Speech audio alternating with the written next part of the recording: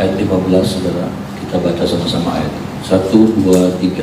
Keenam kota itu haruslah menjadi tempat perlindungan bagi orang asing dan pendatang di tengah-tengahmu, supaya setiap orang yang telah membunuh seseorang dengan tidak sengaja dapat melarikan. Ayat 16 dan 17, dan 1, 2, 3. Tetapi jika ia membunuh orang itu dengan benda besi sehingga orang itu mati, maka ia seorang pembunuh, pastilah pembunuh itu dibunuh. Dan jika ia membunuh orang itu dengan batu di tangan yang mungkin menyebabkan matinya seseorang sehingga orang itu mati, maka ia seorang pembunuh, pastilah pembunuh itu dibunuh. Itu harus saudara. Saudara, kita melihat pada pasal yang ke-35, Bapak Ibu Saudara, tentang kota perlindungan. Ada kota-kota perlindungan yang Tuhan berikan. Ya, kota-kota itu adalah kota-kota yang diberikan kepada orang Lewi, saudaraku. Ya, tetapi kota-kota ini disediakan secara khusus, Bapak Ibu Saudara. Ya, buat siapa? Buat orang-orang yang melakukan kejahatan, ya, atau melakukan sebuah kejahatan dengan tidak sengaja, Bapak Ibu Saudara, itu lebih tepatnya. Ya, di mana orang-orang yang melakukan hal seperti itu mereka bisa terluput, ya saudara, karena hukum Taurat mengajarkan, ya, bahwa gigi ganti gigi, mata ganti mata, tangan ganti tangan. Artinya tidak ada orang yang luput, saudaraku. Tidak ada orang yang bisa luput dari setiap perbuatan kesalahannya. Tetapi Bapak Ibu Saudara, kalau kita melihat di sini, Tuhan menyediakan kota perlindungan bagi orang Israel yang melakukan sebuah kesalahan. Tetapi saudaraku, ya, kita melihat nanti bagaimana ada perbedaan, ya, bahwa Tuhan juga memperkenalkan kepada saya dan saudara, Dia adalah kota perlindungan buat saya dan saudara. Ada amin, saudara? Tuhan adalah kota perlindungan buat saya dan saudara, ya. Tetapi yang saya lihat dalam perjanjian lama dan perjanjian baru ada perbedaan, Bapak Ibu Saudara. Ya. Kalau di dalam perjanjian lama, Bapak Ibu Saudara, kita melihat bagaimana kota perlindungan ini hanya disediakan buat mereka-mereka yang melakukan sebuah kejahatan tetapi tanpa sengaja. Orang membunuh, ya saudara, ya, tetapi tidak punya niat untuk membunuh. Orang sampai sebelah saya ngalamin kecelakaan, tetapi sebetulnya itu dari saya, tetapi saya tidak ada niat sebetulnya berbuat mencelakai orang itu. Maka orang itu, saudaraku, bisa lari ke kota perlindungan. Dia bisa terluput dari hukuman, dia bisa dibebaskan dari hukuman. Orang nggak bisa ambil dia, orang nggak bisa hukum dia, ya. Tetapi sekali lagi dengan catatan, orang itu harus tidak sengaja, dengan tidak sengaja melakukan kejahatan. Tapi kalau orang itu melakukan kejahatan dengan sengaja, maka dia tidak akan luput. Walaupun dia masuk ke kota perlindungan, maka dia bisa diambil dari kota perlindungan itu. Dia bisa ditarik oleh orang-orang untuk dihukum. Itulah kota perlindungan di dalam perjanjian lama. Yang bedanya apa? Di dalam perjanjian baru, sekali lagi saya katakan bahwa Tuhan memperkenalkan dirinya, pribadinya adalah kota perlindungan buat saya dan saudara. Bedanya apa?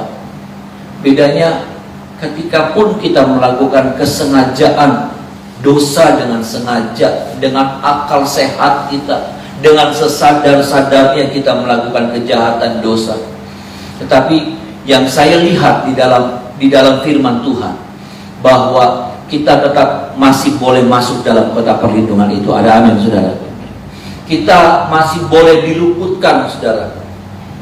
Kita masih bisa terbebas dari hukuman ketika kita masuk dalam kota perlindungan. Bedanya dalam perjanjian lama, orang yang masuk dalam kota perlindungan dengan catatan dia melakukan dosa dengan tidak sengaja.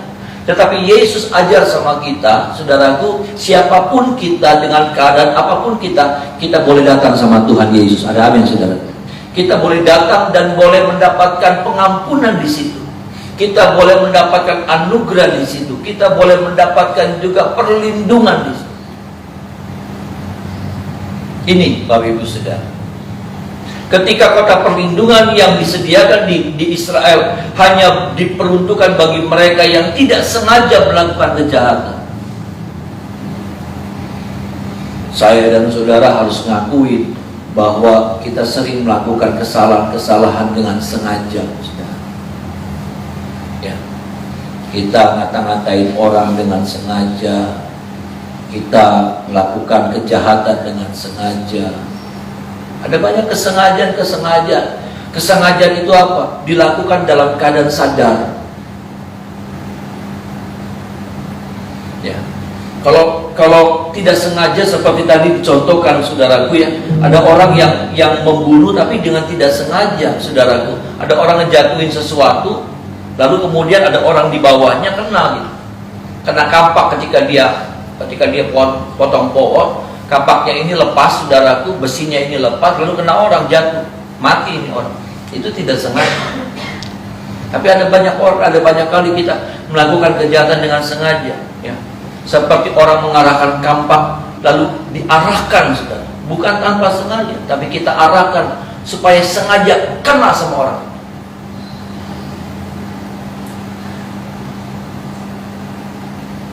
Toh ketika pun kita melakukan hal yang seperti itu, kita datang sama Tuhan.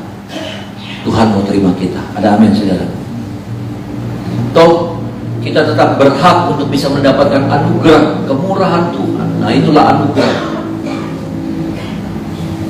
Ini Bapak Ibu Saudara, perbedaan antara kota perlindungan di dalam perjanjian lama dengan perjanjian baru. Sekali lagi, kalau dalam perjanjian lama orang melakukan kejahatan dengan sengaja, maka biarpun dia sudah masuk ke kota perlindungan, tapi orang nanti akan ambil dia, bawa dia, dan hukum dia.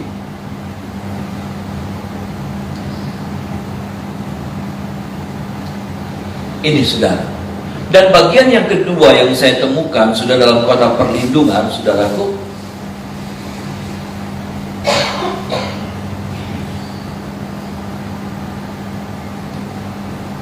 kita melihat, Bapak Ibu Saudara, ya, bagaimana ada aturan juga tentang kota perlindungan, Bapak Ibu Saudara. Ayat yang ke-28, saudaraku.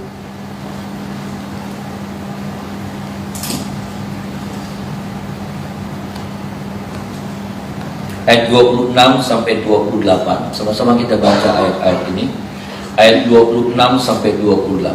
Sama-sama kita baca ayat-ayat ini. 1, 2, 3. Tetapi jika terjadi bahwa pembunuh itu keluar dari batas kota perlindungan, tempat ia melarikan diri, dan penuntut darah mendapat dia di luar batas kota perlindungannya, dan penuntut darah membunuh pembunuh itu, maka tidaklah ia berhutang darah. Sebab pembunuh itu wajib tinggal di kota perlindungan sampai matinya imam besar. Tetapi sesudah matinya imam besar, bolehlah pembunuh itu kembali ke tanah kepunyaannya sendiri. Saudara, ada aturan yang kedua, saudara. Ya, ada aturan yang kedua, dan kalau ini sama, ya, dalam perjanjian lama seperti itu, demikian pula dalam perjanjian baru juga seperti itu aturannya. Apa, saudaraku, aturannya? Kalau orang, saudaraku, melakukan sebuah kejahatan, kesalahan dalam perjanjian lama, ya saudara, lalu kemudian tanpa sadar, tanpa sengaja dia melakukan kejahatan itu, dan dia lari ke kota perlindungan, aman lagi, ya. Orang nggak bisa ambil dia, orang nggak bisa lukai dia, orang nggak bisa hukum dia. Tetapi jika ia, saudara, kalau orang itu kemudian satu saat, saudaraku, dia nggak betah, dia bosan, ya saudara, dia jenuh sama kota perlindungan ini. Memang kota perlindungan membosankan. Kalau secara, ya saudara, secara manusianya kota perlindungan itu nggak seperti, tidak ada keramaian, tidak ada seperti di luar, di kota-kota yang lain. Itu kota perlindungan memang. Kota perlindungan bukan seperti kota-kota yang seperti diinginkan. Lalu kemudian karena dia bosan, karena dia jenuh, saudara, lalu apa, saudara? Lalu dia keluar dari kota perlindungan. Nggak usah jauh-jauh, ya, nggak usah jauh-jauh. Ada ceritanya, saya lupa, saudara. Ketika dia keluar dari kota perlindungan, satu langkah saja dia ada di luar kota perlindungan, orang tangkap dia, selesai. Ya sudah. Dia keluar dari kota perlindungan, satu langkah saja, dia ada di depan pintu gerbang kota perlindungan. Orang tangkap dia, selesai. Habis dia. Maka apa? Maka apa namanya? Imunitas, saudara, di dalam yang tadinya dia dapatkan ketika dia ada di kota perlindungan, saudara, maka dia nggak dapatin lagi. Kekebalan, dia itu nggak bisa disentuh, dia itu nggak bisa dijamah, dia itu nggak bisa diambil, saudara. Ya, dengan oleh kekuatan apapun juga nggak boleh. Ya. Misalnya dia melakukan sebuah kejahatan atau dosa tidak sengaja, saudara, misalnya ya saudara, dia bunuh anak raja misalnya, anak raja, lalu kemudian mati karena dia karena kelakuannya dia yang tidak sengaja itu. Maka seorang raja itu juga nggak bisa dengan otoritasnya ambil orang yang ada di dalam kota perlindungan. Hebat, kota perlindungan ini hebat. Nggak bisa dengan kekuatan, dengan otoritasnya, saudara, dia suruh atau dia sendiri ambil, nggak bisa. Tapi jangan sampai orang yang bersalah ini lalu kemudian dia keluar dari kota perlindungan, ada di depan pintu gerbang, nggak usah jauh-jauh, ada di depan kota perlindungan, habis dia. Yang saya katakan tadi, yang ini sama, yang ini sama hukumnya, baik perjanjian lama, demikian pula perjanjian baru. Saya dan saudara ada di luar Tuhan sedikit saja, habis.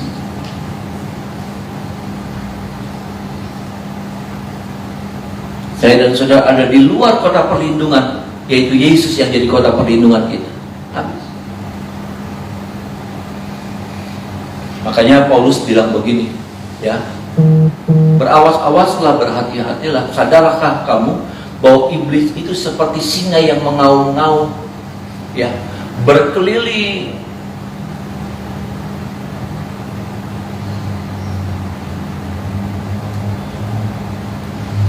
Di mana dia berkeliling? Di luar kota perlindungan. Dia berkelilingnya nih, saudara, beredarnya nih di sekitar kota perlindungan. Kalau ini kota perlindungan, dia beredar. Selama kita ada dalam kota perlindungan, selama kita ada dalam Tuhan, kita aman. Amin, saudara. Kita aman. Aman dalam segala hal. Tapi jangan sampai kita ada di luar kota perlindungan. Singa itu tangkap kita. Singa itu habisin kita. Singa itu terkam tanpa ampun.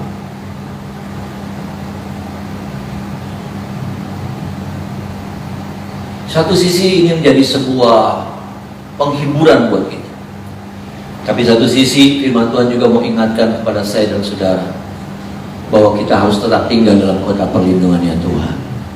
Ada amin, saudara? Amin. Kita harus tetap tinggal dalam kota perlindungan. Apapun yang terjadi, seperti apapun keadaan, memang dalam kota perlindungan itu ada kejenuhan. Kenapa? Yang saya katakan tadi, ini secara manusia saya ya saudara. Kota itu ya sepi, kota itu enggak hiruk pikuk, kota itu enggak glamor gitu, kota itu enggak seindah kota-kota yang lain. Secara daging ya saudara. Karena kalau di luar kita bisa bebas. Di luar saudara kita bisa lakukan apa saja. Tapi di kota perlindungan ya cuma adanya itu aja. Bahwa benar sudah di dalam kekristenan ketika kita harus memelihara iman ya kita nggak boleh. Ada terlalu banyak larangan. Nggak boleh ini, nggak boleh begini, nggak boleh begitu. Jangan ini, jangan itu, jangan begitu. Iya kan saudara?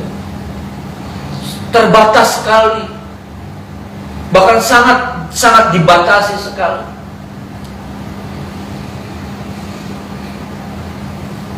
Tinggal kita mau pilih yang mana. Kita mau pilih kenikmatan yang seperti itu, ya.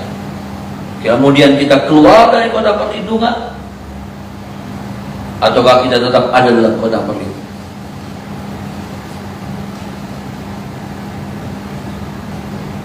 Kemudian ini menjadi pilihan saya dan saudara.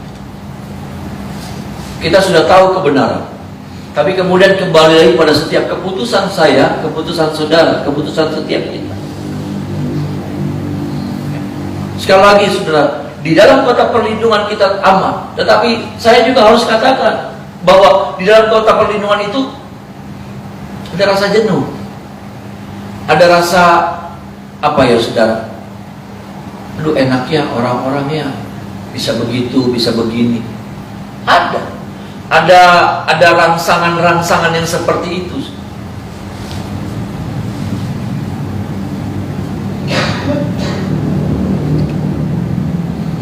Tapi percayalah saudara, percayalah. Ketika kita keluar dari kota perlindungan, saya keluar dari kota perlindungan, habis saya. Habis. Iblis akan habisi saya.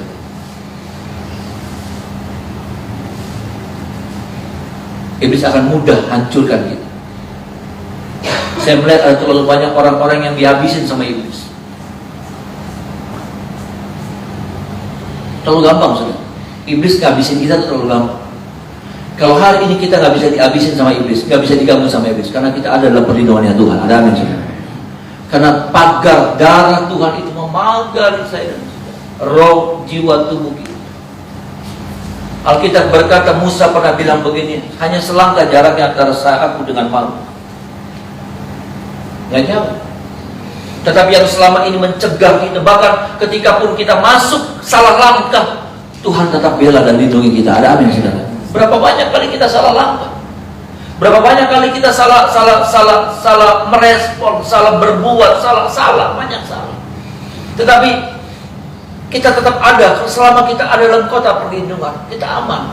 Ada anugerah, disitulah dalam kota itu, saudaraku, di situ ada anugerah, ada kebaikan, ada kemurahan Tuhan, ada kasih karunia, ada rahmat.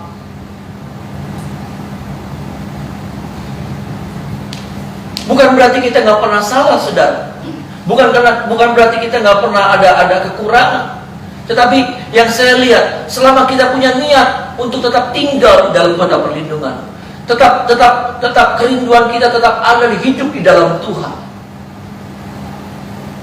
maka saya melihat saudara, ya, anugerah Tuhan juga yang menyertai saya dan saudara dimanapun kita berada. Beda kalau kita dengan sengaja keluar dari kota perlindungan, kita sengaja meninggalkan Tuhan, kita sengaja jauh dari itu. Apalagi saya mau bilang, saya harus katakan hari-hari ini, hari-hari di mana kita harus ada dalam kota perlindungannya Tuhan. Ada amin saudara. Ini hari-hari yang jahat, ini hari-hari yang sukar.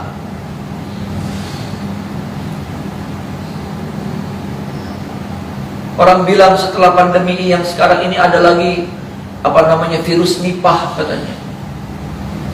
Virus Nipah ini dari Malaysia karena munculnya dari Pulau Nipah di Malaysia. Belum lagi ada lagi rombongan-rombongan virus-virus yang lainnya yang sudah siap untuk bergerak. Saya nggak ngerti bagaimana. Terlepas itu disengaja atau enggak, saya nggak ngerti. Tapi ini, saudara, semakin mau menyadarkan saya dan saudara, nggak bisa kita keluar dari kota perlindungan. Kita keluar dari kota perlindungan habis.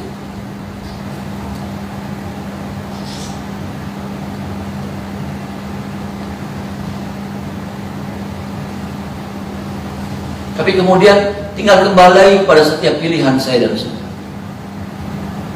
Sekali lagi, tantangan di dalam kota perlindungan ada banyak juga. Tantangannya apa? Melawan ini kedagingan.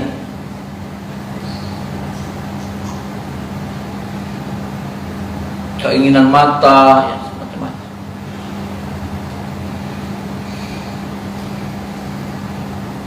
Dan ini yang harus kita kalahkan. Karena kalau kita tidak kalahkan, maka kita akan keluar dari kota perlindungan.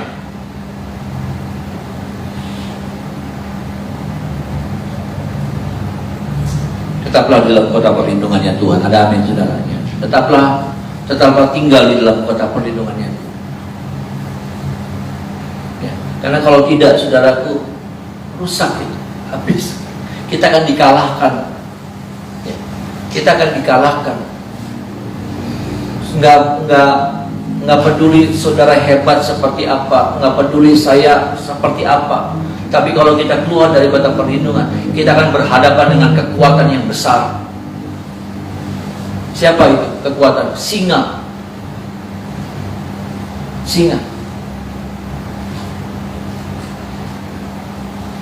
Iblis juga digambarkan seperti singa. Ya.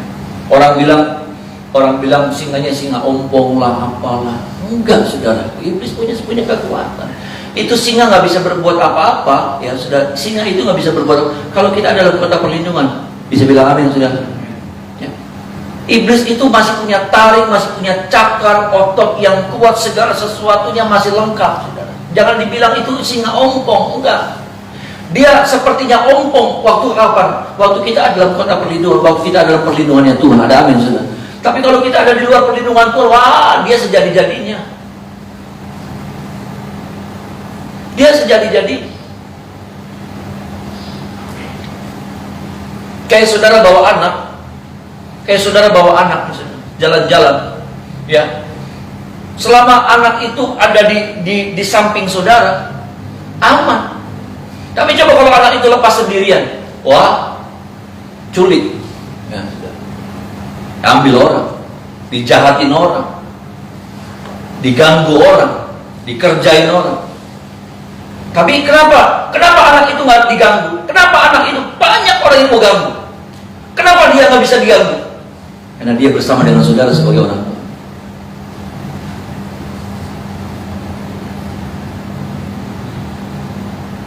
Kalau kita bersama dengan Tuhan, iblis mau ganggu kita, tapi dia nggak berani. Amin, sudah. Dan dia nggak mau.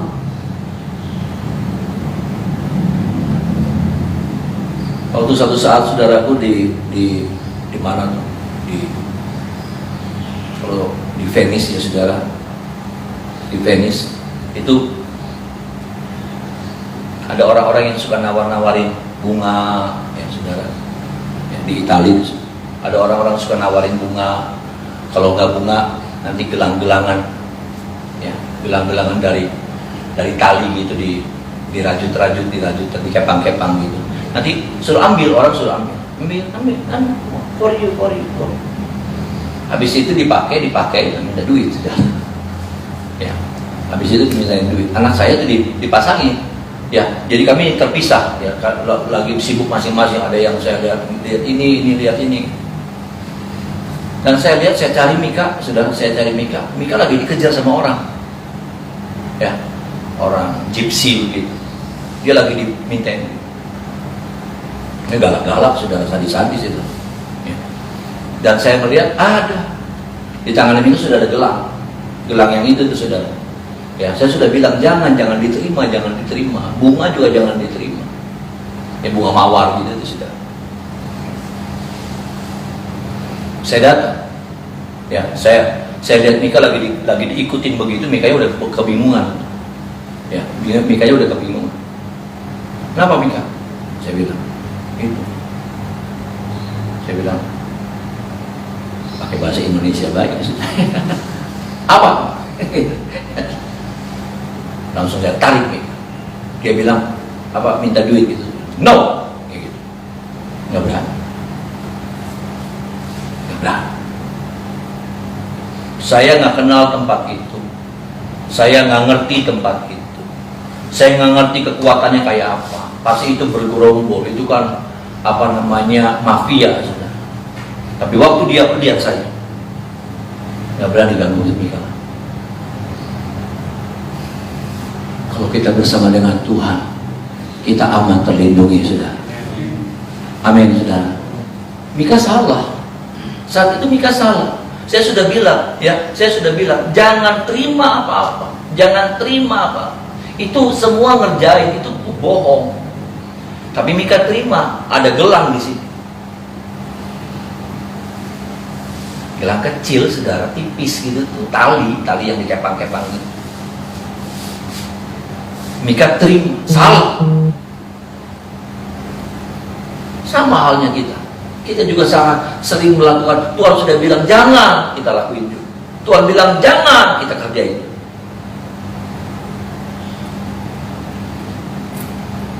Tapi selama kita ada dalam perlindungan Tuhan, kita jangan jauh. Kalaupun dia jauh, kita balik lagi kepada Tuhan. Ada amin, saudara. Kita kembali lagi pada Tuhan. Di situ kita akan terlindungi, saudara. Ini masa-masa yang jahat, ini masa-masa yang suka. Saudara boleh anggap omongan saya terlalu mengada-ada, terlalu terlalu didramatisir. Enggak, saudara. Saya juga lagi berjuang untuk saya terus hidup di dalam kota perlindungan itu. Karena nggak gampang. Ya, harus banyak hal yang saya harus kalahkan di dalam ini.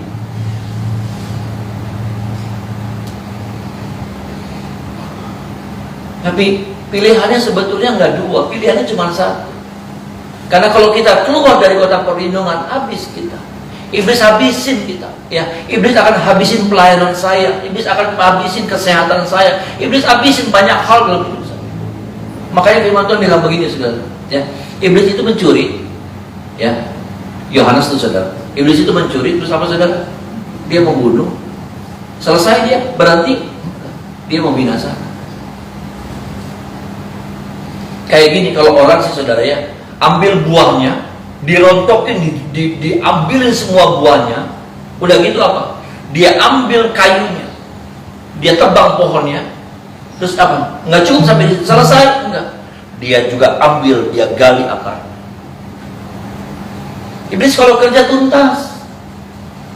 Iblis kalau kerja nggak cuma ambil, bagus. Dia habis sampai kita habis-habisan. Dia ambil kita sampai habis-habis. Sampai kita nggak punya apa-apa.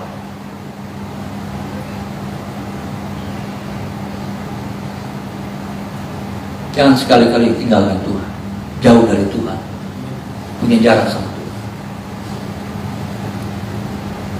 Tetaplah di dalam Tuhan. Kita aman dan terlindungi, saudara.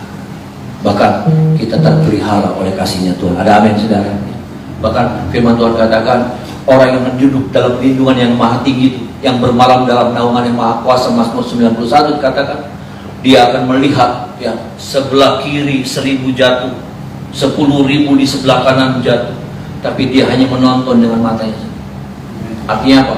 Ada penjagaan, perlindungan, ada pemeliharaan Tuhan. Ada amin, saudara. Sehingga usaha pekerjaan saudara juga tetap dilindungi oleh Tuhan. Ketika yang lainnya ambruk-ambrukan, nggak mau tahu. Karena Tuhan punya urusannya hanya sama saudara.